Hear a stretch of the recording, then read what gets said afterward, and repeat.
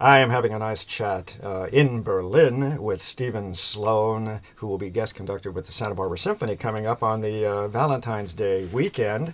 Santa Barbara Symphony, let me get Steven, forgive me for a moment, I'll do the plug. Santa Barbara Symphony, it's the pair of concerts Valentine's Day pair, Saturday, February 14th at 8 o'clock at the Granada Theater in Santa Barbara, Sunday, February 15th at 3 p.m. in the Granada Theater in Santa Barbara. And this is a lovely, very interesting, kind of fascinating idea in terms of concert programming. We're going to kind of discuss via an actor whom I presume is going to be reading some of the letters between Robert Schumann, Clara Schumann, possibly a little bit during their courtship. They had a very long courtship before marriage, and then the sad reality of Robert Schumann's decline into mental illness, and the young Johannes Brahms, a young kid, showing up and saying, "Let me help." And never mind that I'm infatuated with you, Clara. Anyway, we'll get into all of that, but we're going to have a program of Robert Schumann's Manfred Overture. We're going to hear Clara Schumann's piano concerto, her only piano concerto, and interestingly, her husband's only piano concerto is also in A minor. Go figure. We'll see. We'll talk about that. And then Brahms, the First Symphony. And we're going to be looking at some years that were kind of strategic in this decline of Robert Schumann's mental health. And by the way, Steven Sloane is an LA boy. For those of you in Southern California that'll be watching this little interview, you'd better get up to Santa Barbara for the weekend of the 14th and 15th and congratulate him on a major, magnificent, wonderful career in Europe. He is in Berlin. He is still conductor, I think you said, Stephen, 20 years or 25 years with the Bochum Symphony Orchestra. For 20 years already, yeah. I'm in my 20th season, yes. Fabulous. And also a wonderful opera conductor, apparently, very busy in the opera world. Also in Norway. Are you still with the orchestra in Norway? I just stepped 13, I down think. last year. I was there for almost 8 years Yes. with the Stavanger Symphony Orchestra. And how about the American Composers Orchestra in New York City? Are you engaged with them? I was for, let's see, 4 or 5 years music director, stayed on many years after that as principal guest conductor. Still remain, very close ties. And so let's just have a look at this program a little bit and discuss this idea of Robert and Clara Schumann and Johannes Brahms in this program. I've read the letters extensively. We're looking at, in my opinion, a young man, Johannes Brahms. He was in his early 20s, very good looking. Most of us remember the image of Johannes Brahms, the old fat fellow with the cigar hanging out of his mouth, and he's a very handsome young man. And he developed, in my view, quite an infatuation with Clara Schumann. And Robert and Clara were his patrons in a way, very much supported his music making. Can you give me a little overview of your take on this triage, if that's probably not the correct word? Well, I think not uncommon so much in that period, because if you think about the whole birth of the German Romantic style, also its roots in literature, this was the opening of the human spirit, where emotions and all kinds, even the most extreme, were now being brought out to the surface. Against very much the disciplines of both the classic and Baroque periods. So it's really no surprise. And if you look at, Berlioz also and his infatuation with Harriet Smithson, and his almost over the top version of the Symphonie Fantastique as an homage to this incredible actress. It was a period of time, I think, when a lot of what taboo or also was coming to the forefront of many societies. So we think of it as very scandalous nowadays, but in fact, I think then.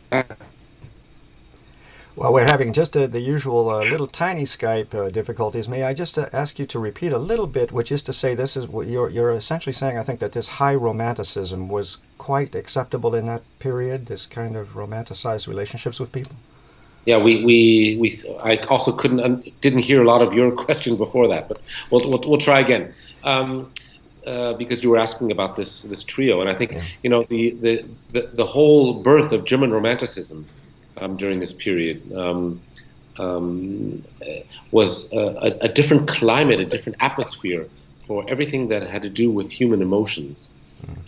People were much freer in their expression, and also the whole idea, German idea of Sehnsucht, of yearning, took on a whole different poetic form in the lives of people.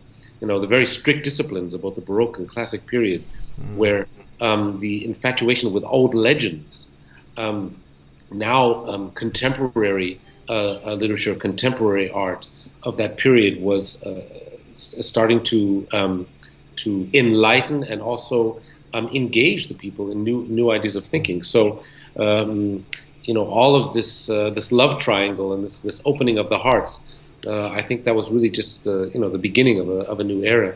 I was talking earlier about also Hector Berlioz and his wild infatuation for the actress Harriet Smithson. He dedicated his Symphonie Fantastique to her in this crazy dreamlike form.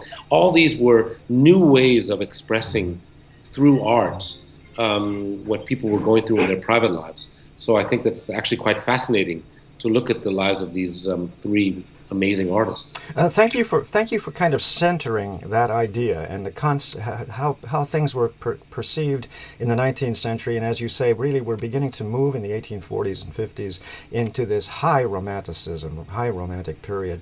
We're going to hear on this program Clara Schumann's, and let's just chat. Maybe you can give my viewers a little overview of this was a very amazing marriage even. She was much younger than Robert Schumann. Their courtship was opposed by her father vehemently for years and years. They finally were married, and she essentially sublimated her own brilliant career. She was apparently the most brilliant pianist of the age. And so it's rarely performed, this piano concerto of hers in A minor. And as we were speaking a little earlier, oddly, Schumann's one and only piano concerto, Robert Schumann's, is also in A minor. I have no idea if there's a link, but we always know there's something going on with key and tonal areas. Give me a little overview of your experience now preparing the A minor piano concerto of Clara Schumann. Well, I think actually the concerto is a bit of a mix. It's deeply rooted in the classical form. You hear that also in the orchestration. It has a very effective but not overly opulent orchestration. And what I think stands out is that, and this you see because Clara Schumann being a most brilliant pianist, the piano is absolute in the forefront of the composition. There are many compositions of many contemporaries of Clara Schumann and Robert Schumann who actually integrated the piano in a less prolific soloistic way. But this is a concerto for the piano, for the pianist, and really is a fantastic tour de force. And let's just mention that our own Natasha Kislenko, who is the pianist for the Santa Barbara Symphony, and everyone knows her, she plays with the Music Academy of the West and at UCSB, will be playing this concerto, I'm sure, brilliantly, and that's going to be a treat to hear Clara Schumann's piano concerto. That isn't often heard. And then, speaking of romanticism, Robert Schumann's Overture to Manfred, Byron poem. Anything to say about that? I mean, Robert Schumann, in my view, is perhaps one of the most misunderstood, as you call it, high romantic composers of the period. Everyone thinks that it's really his piano music and maybe his lieder, which show off his brilliance. But I'm convinced that not only is he remarkable in those areas, but his orchestra pieces. I've had the privilege of doing a full production of his opera Genoveva, many of his oratorios. He's an amazing accompanist for the orchestra, and this Overture to Manfred, of course, the complete Manfred, the incidental music based on Byron's Manfred. But the overture itself is a microcosm of this incredible dramatic style, where I think for Robert Schumann, unlike Clara, where the piano in a way is set in to bring out the beauty of the piano, I think what you hear in Robert Schumann's music is a constant conflict that he has with himself, with society, with the almost repeated idea of dissonance and resolution. And if you look at the melodies of the Manfred and other Schumann pieces, you see a very cryptic sort of chromaticism and dissonance that always creeps in. Of course, I think also reflects him as a person in his own life and his own struggles. Yes, his own struggles, you mean, as he moves toward insanity, his breakdowns and so on, these conflicts, these contrarinesses. Is that what you're getting? Making his life totally tortured. Yeah. And I think you hear that actually a lot in his music. This incredible beauty, but also somehow a deep emotional sadness. And 1848. That's for Manfred Overture. That's and the incidental music. That's getting close to the period of the great. A sad decline, the attempted suicide, the commitment to a sanatorium, leaving behind Clara and his children. I mean, a very tragic tale. So a good thing is this young Johannes Brahms comes upon the scene and essentially says, let me help, let me move in, let me take care of the kids, which he did beautifully. Apparently they loved him. And all of that took place in the late 1840s, 50s. Schumann dies in 1856. So now I want to move on to the Brahms First Symphony, which is going to end this wonderful program, 1876. And we all know he worked on it and worked on it and worked on it and worked on it. Took him almost 15 years, I think, to complete. Yeah, and a magnificent work. I'm just reminded from the letters. Here's my take on the relationship, and you've certainly helped clarify this sort of age of acceptable infatuation, if you will. I remember a letter where Clara finally, I think, has kind of had enough of this young kid. He's been chasing her relentlessly with letters. She speaks with her mom, and she essentially says, my mom says, lighten up, kid. But that's my view anyway, because there is more exotic speculation about their relationship. I think it was really an infatuation, and as you have helped make clear, a product of this romantic period in the mid 19th century. Yeah, but also very interesting from Brahms' point of view, because his declared, as you call it, infatuation, love for her was of course known to her, and that he was taken into the family and helped take care of her and the children is also known. But what's interesting is that after Robert Schumann did die and pass away, he had more than ample opportunity to sweep in, as we call it, for the final kill and go for her. But in fact, did reject her. We don't know the circumstances completely around that rejection, but we do know that he, in a way, abandoned her at some point, and his idea of a love relationship was more of the professional kind. He was constantly engaging prostitutes for his personal pleasures. So I think it's not unlike. I like the parallel also with Berlioz. Hector Berlioz and Harriet Smithson. He was so enamored with Harriet Smithson that when he finally had the opportunity to marry her, and they did marry, it was a very empty marriage. It only lasted a few years and then fell apart. So I think it's probably, I think with Brahms and Schumann also something similar in that the idea of her, when she was with Schumann, probably was stronger than the actual reality of being with her after he had the opportunity. And ain't that the truth about infatuations, right? You chase and chase, and then finally you achieve your goal, and all of a sudden it's all very boring and passé and not nearly as exciting. Let's. What was I going to ask you here? Of course, Ensemble Theater Company is going to be involved here. The actor Peter Strauss, we hope, will make clear by reading, I presume, excerpts from the letters between the three, maybe help clarify these issues a little bit. Let's just. But now let's just talk about you for just a moment, and then I think I'm done with you for the day, and you can go to bed. It's after 9 in Berlin. You're Los Angeles born, yes? Yes, I grew up in Brentwood. Brentwood. Oh, hello. Pay attention, Brentwood.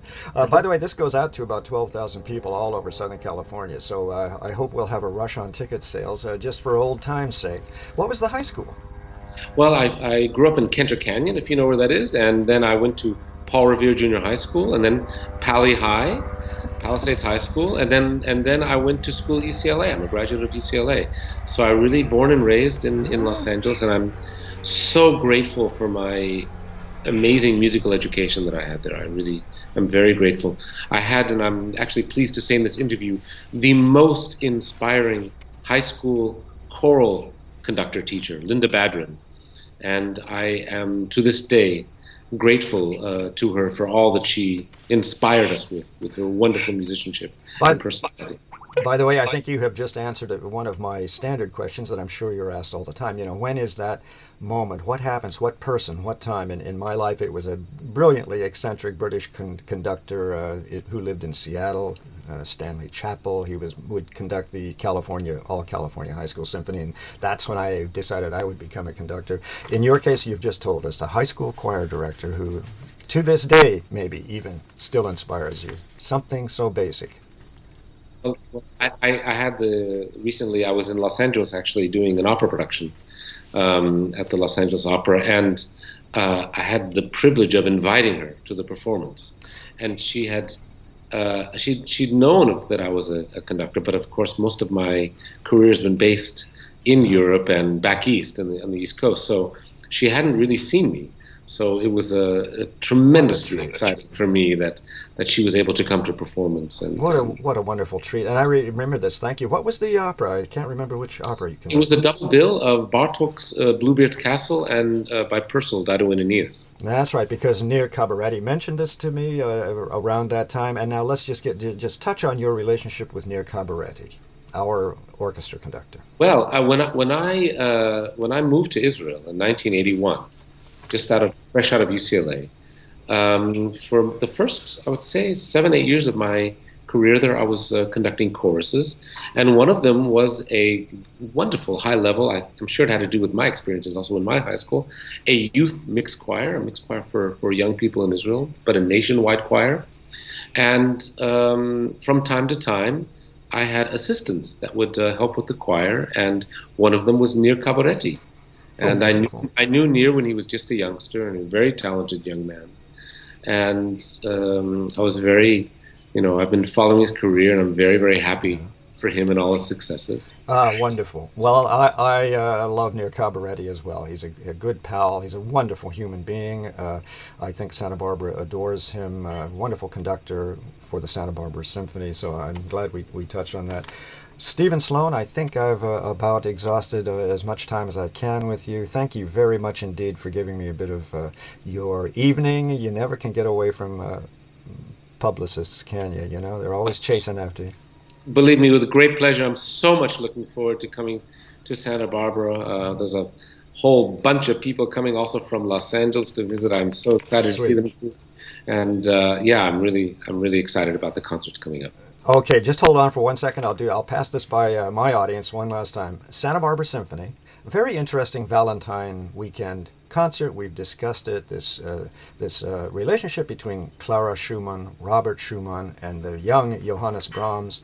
Saturday, February 14th at the Granada Theater in downtown Santa Barbara. You can't miss it. It's the only skyscraper in town. At 8 o'clock in the evening. And Sunday afternoon, it looks like it's going to be a beautiful Sunday afternoon, February 15th at 3 o'clock in the afternoon, Granada Theater. Tickets, area code 805-899-2222. And not to forget, our own Natasha Kislenko is going to be playing Clara Schumann's Piano Concerto.